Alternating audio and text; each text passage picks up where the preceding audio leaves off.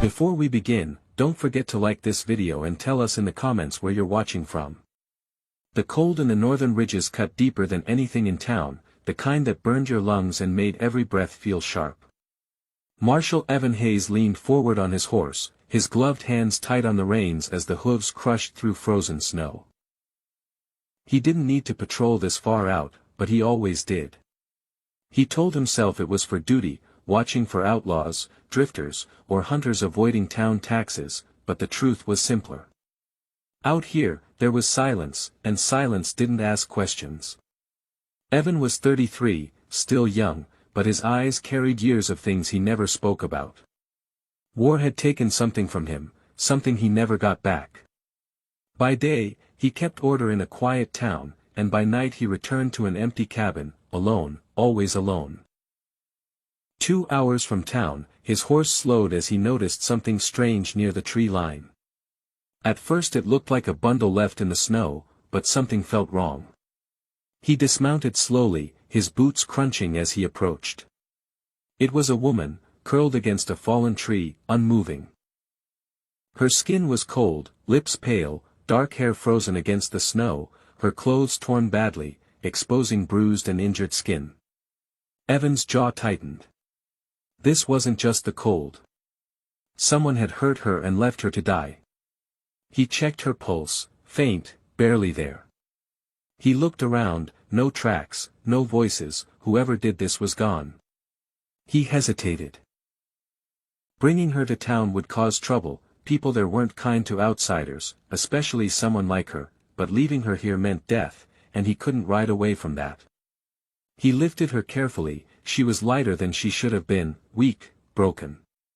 Half conscious, she whispered something and then went still again. The ride back was slow, the sky darkened, the wind grew sharper. Evan wrapped his coat around her, holding her close as his horse pushed forward. Fear crept into his chest, not fear for himself, but fear that she wouldn't survive. When his cabin finally appeared through the trees, he pushed faster. He carried her inside and laid her on his bed, the only bed. Under the lamplight, he saw everything clearly, bruises, scars, and a burn mark on her shoulder. Someone hadn't just left her, they had destroyed her first. Evan lit the stove, warmed water, prepared broth, his hands not steady. When her eyes opened briefly, they were filled with fear, not fear of death, but fear of him. "You're safe," he said quietly, "I won't hurt you." She didn't answer, but her breathing slowed, and that night a choice made in the cold began to change everything. But the night wasn't over yet. He tightened his grip around her as the wind howled louder through the trees. Snow struck his face, cold and sharp, but he didn't slow down. Her body felt far too light in his arms, like something that could disappear if he loosened his hold even for a second. He glanced down at her face, pale and still, her lashes dusted with frost. For a moment, doubt crept into his mind. Was he already too late? But then, a faint breath brushed against his chest. Weak, but there. Alive. That was enough. He pushed forward, step by step, forcing his legs through the heavy snow. Every movement burned, but something inside him refused to stop. He didn't know her. Didn't know where she came from or what had happened to her. But leaving her behind was not an option. Not tonight. Not ever. The storm seemed endless, the sky darkening faster than it should. The world around him faded into nothing but white and wind. Still, he kept moving, his jaw clenched, his eyes fixed ahead. Somewhere beyond the trees, his cabin waited. Warmth. Shelter. A chance. And as he carried her through the storm, one quiet thought stayed with him: this moment would change everything. By morning, the storm had softened and pale light slowly filled the cabin. She was still alive, and this time a little stronger. Evan stepped outside to check the surroundings, scanning the snow carefully. There were no tracks, no signs of danger. When he came back inside, he saw her eyes open, watching him closely, alert and careful as if trying to understand who he was. "I'm Evan Hayes," he said calmly. Town Marshal. She stayed silent for a moment, then finally spoke in a weak but steady voice, Leora. Now she had a name. Evan gave her water and some food. She ate slowly, like someone who hadn't had a proper meal in a long time. He noticed the injuries on her body again, but he didn't ask anything, not yet. He knew trust would take time. After a while, he said, I need to go into town. You'll be safe here. She gave a small nod. When he returned later, he found her sitting near the fire, quietly sewing her torn clothes. She looked stronger now, not as afraid as before, but still cautious. That night, she finally asked him, Why did you help me? Evan paused for a moment, then answered simply, because it was the right thing to do. She didn't say thank you, but something in her expression changed, it softened. As the days passed, she began helping with small tasks, carrying wood, fixing clothes, slowly getting used to the cabin. The silence between them began to change, it was no longer empty, it felt shared, like two people learning to exist in the same space without fear. As the days passed, something slowly began to change. The cabin slowly filled with the soft crackle of firewood and the quiet rhythm of two people learning to exist in the same space. Leora spoke little, but her presence was no longer fragile. Each day, she moved a little more freely, her strength returning in small, steady steps. Evan noticed everything. The way she watched the door before stepping outside. The way her hands hesitated before touching anything that belonged to him. She was still careful. Still guarded. But no longer afraid in the same way. One afternoon, as sunlight filtered through the window, he found her standing near the doorway, looking out at the snow-covered land. She didn't turn when he approached. It's quiet here, she said softly. Evan nodded. That's why I stay. She was silent for a moment, then added, quiet can feel safe, or lonely. He didn't answer right away. Because he understood that feeling too well. Days turned into something steady. Predictable. She began helping more, not because she had to, but because she chose to. And in those small moments, carrying wood, fixing cloth, sharing meals, something began to change. The silence between them no longer felt empty. It felt understood. Winter storms returned stronger than before, and one night the cold became unbearable. Even with the fire burning, it wasn't enough to keep the warmth inside the cabin. Evan could see her shivering, trying to hide it, her body fighting against the cold. He stepped closer and said quietly, You won't survive the night like this, the fire isn't enough. She looked at him, hesitation clear in her eyes, but after a moment she gave a small nod. Evan lay beside her on the bed, careful to keep distance, his only intention to share warmth. At first she stayed stiff, unsure, but the cold pressed harder, and slowly she moved closer, her hand resting lightly against his chest. He could feel her heartbeat, fast but alive. I thought I would die out there, she whispered softly. I closed my eyes and waited, but I woke here. Evan turned his head slightly and said, Not while I'm around. That night changed something between them. It wasn't love, not yet, but it was real, something stronger than silence, something built on trust. Days later, he took her into town. People stared, whispered, judged quietly from a distance. But no one stepped forward. Evan stood firm, his presence enough to keep them back. She's under my protection, he said, and that was enough for now. Back at the cabin, she looked at him and said quietly, They hate me.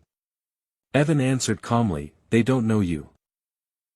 Time passed, and with each passing day she grew stronger, more confident, and slowly, without either of them saying it, closer to him.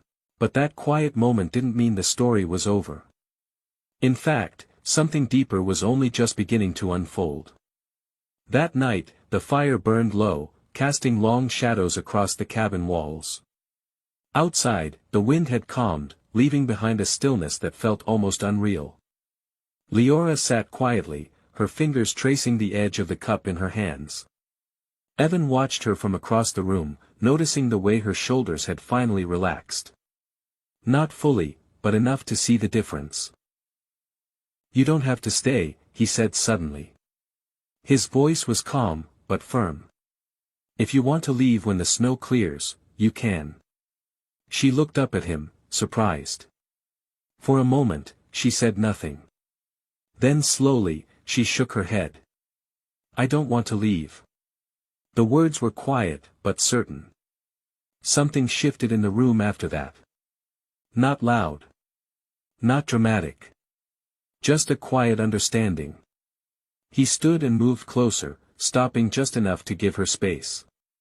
She didn't pull away. And for the first time, neither of them felt like strangers. The past was still there. The pain, the memories, the scars. But in that moment, it didn't feel like it owned them anymore. It felt like something they could leave behind, together. As the snow began to melt and spring slowly returned, something else changed between them.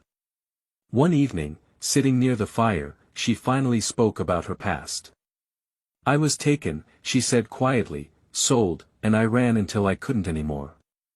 Evan felt anger rise inside him, but his voice remained steady. "You're safe now," he said. That night, she stepped closer to him, not out of fear, but by choice. Their first kiss was slow and uncertain, but real, carrying everything they hadn't said before. From that moment, they were no longer strangers. In town, whispers grew louder, but Evan no longer cared. One day he stood in the middle of the street and made it clear, "She stays with me, anyone has a problem answers to me." No one stepped forward.